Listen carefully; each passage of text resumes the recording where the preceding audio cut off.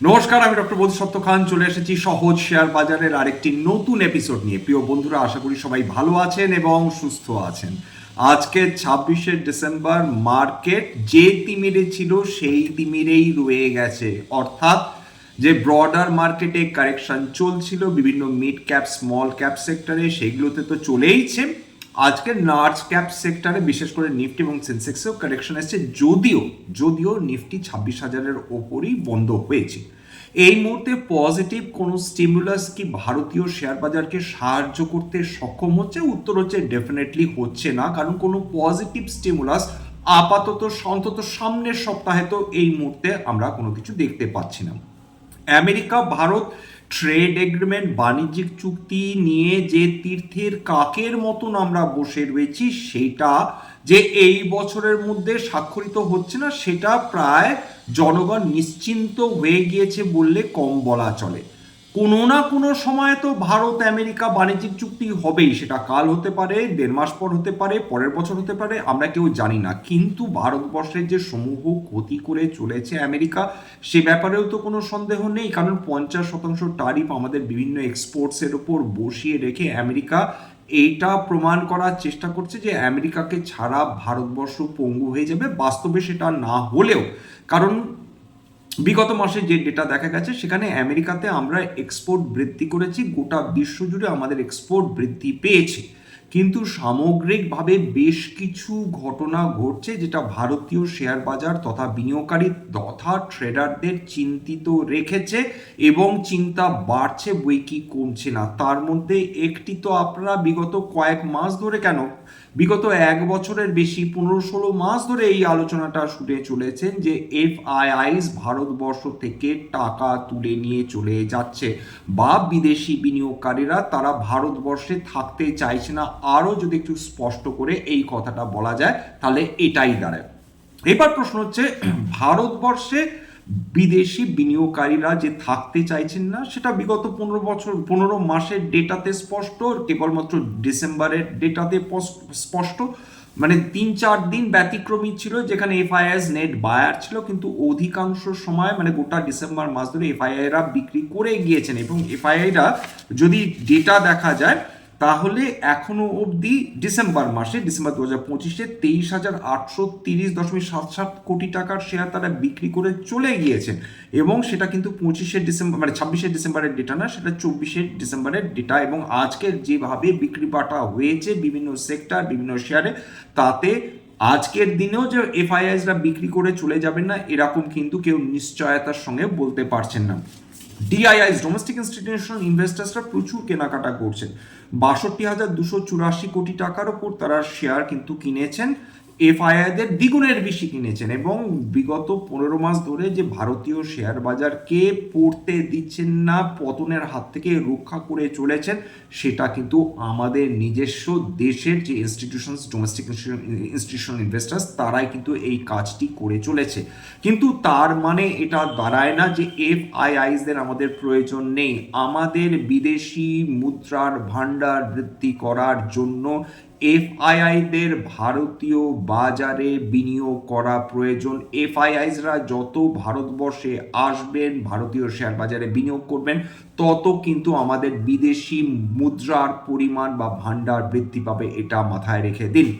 শুধু তাই না, যত এফআইআইএস ভারতীয় শেয়ার বাজারে শেয়ার বিক্রি করে চলে যাবেন, তত তাদের ডলারের প্রয়োজন হবে। সেই ডলার ভারতবর্ষ থেকে বিদেশে চলে গেলে আমাদের বৈদেশিক মুদ্রার ভান্ডার কমবে, সেটা আমাদের জন্য মোটেই যে ভালো নয়, সেটা আপনারা বুঝতে পেরেছেন। এবং শুধু তাই না, তার মানে এটা কোনোভাবেই দাঁড়ায় না যে ভারতীয় অর্থনীতি এই মুহূর্তে খারাপ অবস্থার মধ্যে রয়েছে। বরঞ্চ বলা যেতে পারে ভারতবর্ষের অর্থনীতি বা ভারতীয় অর্থনীতি এই মুহূর্তে বিশ্বের বেস্ট পারফর্মিং অর্থনীতিগুলোর মধ্যে অন্যতম। কিন্তু খেয়াল করে দেখুন, পাশাপাশি যে আমেরিকাকে নিয়ে এত খিল্লি হচ্ছিল, যে আমেরিকার গ্রোথ নিয়ে চিন্তা হচ্ছিল, সেই আমেরিকা প্রায় 4.3% জিডিপি গ্রোথ করে দেখিয়ে দিয়েছে যে তাদের নতুন করে মানে যেটাকে বলে বিনিয়োগের ইন্টারেস্টের কেন্দ্রবিন্দু হওয়া সম্ভব। এবং যত আমেরিকার সাফল্য বৃদ্ধি পাবে, আমেরিকার জিডিপি গ্রোথ বৃদ্ধি পাবে, আমেরিকার ইনফ্লেশন কমবে, তত কিন্তু ভারতীয় শেয়ার বাজার তথা ভারতীয় মার্কেট চ্যালেঞ্জের মুখে পড়বে, এ ব্যাপারেও কিন্তু কোনো সন্দেহ নেই। এছাড়া যে কারণে এফআইআইসরা ভারতীয় বাজারে বিনিয়োগ করতে চাইছেন না সেটা সবার কাছে এখন আলোর মতন স্পষ্ট, সেটা টাকার দুর্বলতা। দেখুন, টাকা দুর্বল হলে এফআইআইসদের পক্ষে আদপে প্রাথমিকভাবে সুবিধাই হয়। কি সুবিধা হয়? যে তারা ডলার মানে ডলারের বিনিময়ে তারা বেশি ভারতীয় মুদ্রা বা ভারতীয় টাকা কিনতে পারে এবং সেই দিয়ে তারা বেশি পরিমাণ ভারতীয় শেয়ার কিনতে পারেন। কিন্তু সেটা সমস্যা নয়, সমস্যা সেই জায়গাটাই দাঁড়াচ্ছে যে যখন তারা বিক্রি করবেন তখন যদি টাকা আরও দুর্বল হয় ডলারের সাপেক্ষে, সেই ক্ষেত্রে তাদের 3 দিক থেকে লস হবে। এর আগে আলোচনা করেছি, আরেকবার মনে করিয়ে দেওয়ার চেষ্টা করছি। অলরেডি তাদের ডাবল ট্যাক্সেশন হয়। এক, যে ভারতীয় বাজারে তাদের long term capital gain, short term capital gain দিতে হয়। অধিকাংশ বিদেশি মার্কেটগুলোতে লং টার্ম ক্যাপিটাল গেন বা short term capital gain usually ধার্য করা হয় না বিদেশি বিনিয়োগকারীদের জন্য। সেক্ষেত্রে ভারতবর্ষ ব্যতিক্রমী, 1 নম্বর। 2 নম্বর, ভারতবর্ষে ট্যাক্স দিয়েও তাদের নিজের দেশে কিন্তু ভারতবর্ষে যে পরিমাণ প্রফিট করেছে তার উপর আবার করে তাদের ট্যাক্স দিতে হচ্ছিল এই কয়েক মাস বা বিগত কয়েক বছর। তার মানে দুবার করে তারা একই প্রফিটের জন্য ট্যাক্স দিচ্ছেন। 3 নম্বর, ডলার যত শক্তিশালী হবে, টাকা যত তার মূল্য হারাবে, তত কিন্তু তাদের প্রফিট পার্সেন্টেজ বা প্রফিট মার্জিন কমে যাবে। এই 3টে কারণে ফরেন ইনস্টিটিউশন ইনভেস্টার্সরা যে ভারতবর্ষে থাকতে পছন্দ করছেন না সেটা তাদের এক্সোডাসের মাধ্যমে কিন্তু প্রমাণ হচ্ছে। শুধু তাই না, ভারতীয় শেয়ার বাজারে দুটো জিনিস, মানে বিশেষ করে অর্থনীতি যদি শক্তিশালী হওয়ার কথা বলেন, জিডিপি গ্রোথ আপনারা দেখতে পেরেছেন, মানে ভারতবর্ষ গোটা বিশ্বের মধ্যে অন্যতম দ্রুত গতিতে জিডিপি গ্রো করছে। গুড। এইবার ইন্ডেক্স অফ ইন্ডাস্ট্রিয়াল প্রোডাকশনের দিক থেকেও যদি নভেম্বর ডেটা দেখেন, সেটা অক্টোবরের থেকে অনেক বেটার পারফরমেন্স করেছে।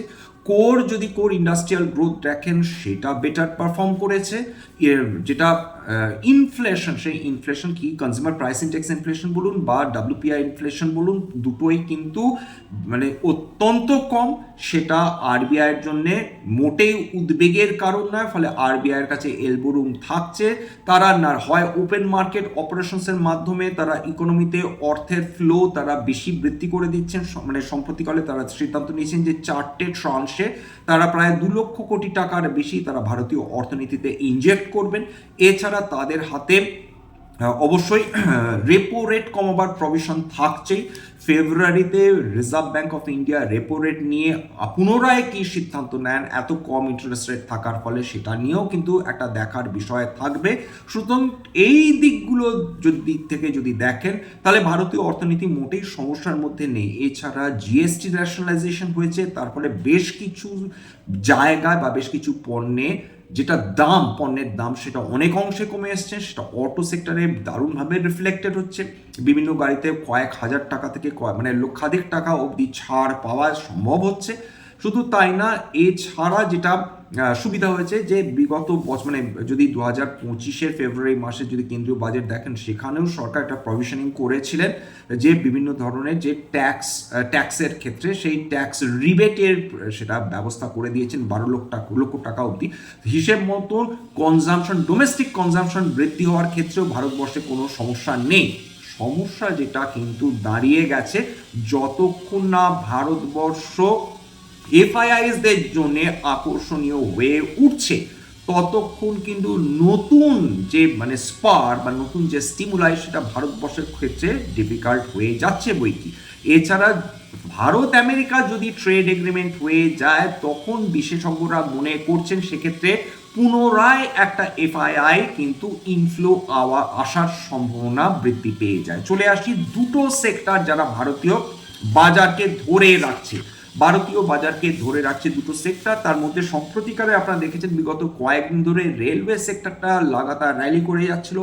আজকেও তার ব্যতিক্রম হয়নি। আজকের একটা রেলওয়ে সেক্টরে দারুণ উত্থান এসেছে, সেটা কন্টিনিউশন ফ্রম দ্য পাস্ট। সেটা BEML, প্রায় 1% কাছাকাছি, কন্টেনার কর্পোরেশন 2% বেশি, ইরকন ইন্টারন্যাশনাল প্রায় 4.5%, আইআরসিটিসি প্রায় 4%, আইআরএফসি প্রায় 10%-এর কাছে, আরভিএনএল 12%-এর কাছাকাছি, রেলটেল কর্প 6%-এর কাছাকাছি, রাইটস 4%-এর কাছাকাছি, টেক্স ম্যাকো রেল 4.5%-এর কাছাকাছি, টিটাগড় রেল সিস্টেমস 5%-এর বেশি কিন্তু উত্থান দেখে ফেলেছে। মেটাল সেক্টর নিয়ে আর নতুন করে কি বা বলা যায়, এই মুহূর্তে ইউফোরিয়া চলছে, যতটা না গোল্ড তার থেকে অনেক অনেক বেশি চলছে ইউফোরিয়া চলছে কিন্তু সিলভারের ক্ষেত্রে এবং কপারের ক্ষেত্রে। কপার নিঃসন্দেহে একটা বেস্ট মেটাল, সে ব্যাপারে সন্দেহ নেই, এবং কপারের ক্ষেত্রে বিগত 15 বছরের সর্বকালীন উচ্চতায় ছুঁয়ে গেছে হিন্দুস্তান কপার। তার কারণ কপারের দামকে জাস্ট কন্ট্রোলে রাখা যাচ্ছে না, বিভিন্ন বিদেশি এক্সচেঞ্জগুলোতে কপারের দাম নিরন্তর বৃদ্ধি পেয়ে চলেছে। কারণ একটা জিনিস ভীষণ স্পষ্ট, যতদিন রিনিউয়েবল এনার্জিতে চাহিদা থাকবে, যেটা খুব স্বাভাবিকভাবে সেটা শতাব্দীর পর শতাব্দী ধরে রিনিউয়েবল এনার্জির চাহিদা থাকতে বাধ্য। তার কারণ আমাদের ট্র্যাডিশনাল ফসিল ফুয়েল সেগুলো আস্তে আস্তে এক্সস্ট করে যাচ্ছে। শুধু আমাদের রিনিউয়েবল এনার্জি ছাড়া কোনো অপশনস ভবিষ্যতে আমাদের পরবর্তী প্রজন্মগুলোর ক্ষেত্রে কিন্তু কোনো আদার অপশনস থাকছে না, কেবলমাত্র রিনিউয়েবল এনার্জির উপর ডিপেন্ডেন্স ছাড়া। এছাড়া ইলেকট্রিক ভেহিকলস, ইলেকট্রিক ব্যাটারিজ, কপারের ব্যবহার অপরিহার্য। ডিফেন্স সেক্টরে কপারের ব্যবহার অপরিহার্য। আজকের কপার যেরকম, কপার এই তীব্র বৃদ্ধি হওয়ার একটা পজিটিভ এফেক্ট পড়েছে হিন্দুস্তান কপারের ওপর। হিন্দুস্তান কপার আজকের 8% বৃদ্ধি পেয়েছে, বিগত 3 বছরে 355.77% বৃদ্ধি পেয়েছে হিন্দুস্তান কপার। কেবলমাত্র এই বছরে হিন্দুস্তান কপার প্রায় ডাবল হয়ে যেতে বসেছে 91.81%। কেবলমাত্র লাস্ট এক মাসে হিন্দুস্তান কপারের শেয়ারের দাম বৃদ্ধি পেয়েছে 44.52%। অর্থাৎ স্টুপেন্ডাস বৃদ্ধি চলেছে হিন্দুস্তান কপার। হিন্দুস্তান জিঙ্ক সেটা নতুন করে আজকে 52 সপ্তাহের উচ্চতা ছুঁয়ে গেছে। এবার বিগত 30 দিনে 36% বেশি বৃদ্ধি পেয়েছে হিন্দুস্তান জিঙ্ক।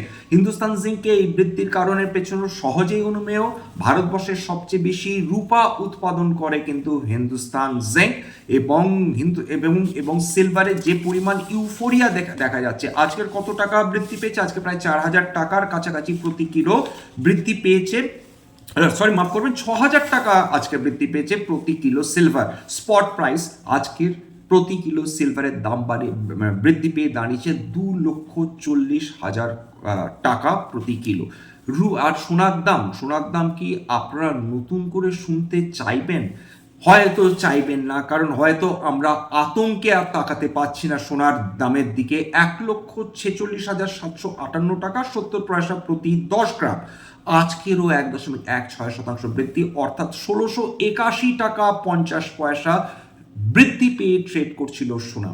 কিভাবে মানুষ সাধারণ বিনিয়োগকারীর জন্য নিঃসন্দেহে ভালো, যারা বিগত কয়েক বছর ধরে বা ইভেন 1 বছর ধরে সোনা ইটিএফ বা রূপোর ইটিএফ এ বিনিয়োগ করছেন, তারা বিপুল লাভ করেছেন, এ ব্যাপারে কোনো সন্দেহ নেই। কিন্তু যারা সোনার গহনা গড়তে চান, যারা কন্যার বিবাহে তারা সোনার গহনা তৈরি করে রাখতে চান বা দিতে চান, তাদের কি অবস্থা ভেবে দেখুন একবার। সোনার দামে কিন্তু কোনো পতনের চিহ্ন এই অবধি পাওয়া যাচ্ছে না। লোকে পাগল হয়ে গেছে সোনার রূপো কেনার ক্ষেত্রে। সুতরাং এই মুহূর্তে যদি ভারতীয় শেয়ার বাজার নেগেটিভলি পারফর্ম করে, এবার চলে আসি মেটাল সেক্টর, তাহলে তার সঙ্গে সঙ্গে আমরা কমোডিটি প্রাইসগুলো কিন্তু দারুণভাবে উত্থান দেখে চলেছি, এটা কোনো সন্দেহ নেই। রূপো বাড়ছে, রূপোর চাহিদা ইন্ডাস্ট্রিয়াল ইউজ এত সাংঘাতিক, সোনার দাম বাড়ছে।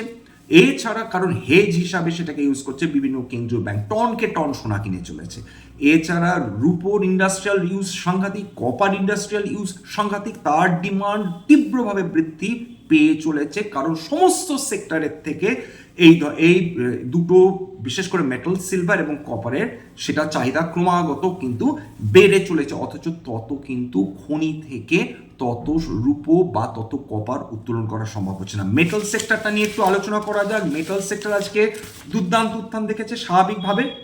এপিএল অ্যাপোলো নিফটি মেটালসের মধ্যে দিয়ে বলছি প্রায় 1.5% কাছাকাছি উত্থান, হিন্দালকো প্রায় 1% কাছাকাছি উত্থান, হিন্দুস্তান কপার 8.95%, হিন্দুস্তান জিঙ্ক 1.92% উত্থান, ন্যালকো ন্যাশনাল অ্যালুমিনিয়াম কোম্পানি 3.91% উত্থান, এনএমডিসি 1.45% উত্থান। এটা মেনলি আয়রনের উপর ফোকাস করে। এছাড়া বেদান্ত 0.47% উত্থান দেখেছে। যাই হোক, এখানে শেষ করবো গোটা বছরের জন্য নিফটি মেটালস 25%-এর বেশি উত্থান দেখেছে, BSc small cap negative return দিয়েছে 7%, নিফটি ব্যাংক 15.5%-এর বেশি পজিটিভ রিটার্ন দিয়েছে, নিফটি আইটি 11%-এর বেশি নেগেটিভ রিটার্ন দিয়েছে। যাই হোক, সমস্ত পতনের মাঝে কেবলমাত্র এই দুটো সেক্টরই কিন্তু বাজার কাঁপাচ্ছে, একটা হচ্ছে রেলওয়ে, একটা মেটাল সেক্টর। এবং 2026-এর যে 26-এর শুরুটা যে মারাত্মক ভালো হবে এরকম প্রত্যাশা খুব কম লোকেরই রয়েছে, কিন্তু খুব স্বাভাবিকভাবে চাষা বাঁচে আশায় বলে একটা প্রবাদ রয়েছে। সুতরাং আমাদেরও সেইভাবেই বেঁচে আশায় আশায় বেঁচে থাকতে হবে। এবং শুধু তাই না, small cap mid cap correction হলে যদি ফেয়ার ভ্যালুতে চলে আসে তাহলে সেটা তো আখেরে বাঙালি মধ্যবিত্ত বিনিয়োগকারীদের জন্যেই ভালো। তার কারণ যদি ফেয়ার ভ্যালুতে চলে আসে তাহলে quality mid cap small cap সেগুলোতে কম দামে বিনিয়োগ করার সুযোগ বৃদ্ধি হবে এবং সম্পদ সৃষ্টি করার সম্ভাবনা অনেক বেশি বেড়ে যাবে। আজকে এখানে শেষ করছি। নমস্কার। স্ট্যান্ডার্ড ডিসক্লোজার যে কোম্পানিগুলো নিয়ে আলোচনা করলাম, হতে পারে তার মধ্যে কয়েকটা কোম্পানিতে আমার বা আমার পরিবারের ভেস্টেড ইন্টারেস্ট থাকলেও থাকতে পারে। ভবিষ্যতে যদি নতুন করে কিনি বা বিনিয়োগ করি, আগামী বিজ্ঞপ্তি দিয়ে কিনতে বা বিক্রি করতে পারবো না। স্ট্যান্ডার্ড ডিসক্লেমার, এটা কেবলমাত্র একটা এডুকেশনাল চ্যানেল। বাঙালি বিনিয়োগকারীদের ইনভেস্টার অ্যাওয়ারনেস বৃদ্ধির জন্য এখানে কোনো ধরনের কোনো শেয়ারের buy sell recommendation, suggestion, advice এমনকি ইনফ্লুয়েন্স করার প্রচেষ্টা নেই। যে কোম্পানিগুলোর নাম বললাম উদাহরণ হিসাবে, আমার কথা শুনে যদি কোনো শেয়ারে বাই সেল সিদ্ধান্ত নেন ক্ষতির মুখোমুখি হতে পারেন। সুতরাং সবসময় একজন সেবি রেজিস্টার্ড ইনভেস্টমেন্ট অ্যাডভাইসারের পরামর্শ নেওয়ার চেষ্টা করবেন বা নিজের ডিউ ডিলিজেন্স করবেন। সবার শেষে যেটা বলি, যদি এই ধরনের এপিসোড আপনাদের ভালো লাগে প্লিজ একটা লাইক দেবেন, প্লিজ সাবস্ক্রাইব করবেন। বহু মানুষ দেখেন কিন্তু সাবস্ক্রাইব না করে চলে যান। আপনাদের জন্য এটা কিন্তু বিনামূল্যে এই ধরনের এপিসোড তৈরি করা। প্লিজ একটা লাইক দেবেন, সাবস্ক্রাইব করবেন এবং বহু বাঙালি বিনিয়োগকারীর কাছে যাতে পৌঁছে যায় প্লিজ নিজে গ্রুপে শেয়ার করে দেওয়ার চেষ্টা করবেন। আজকের জন্য নমস্কার।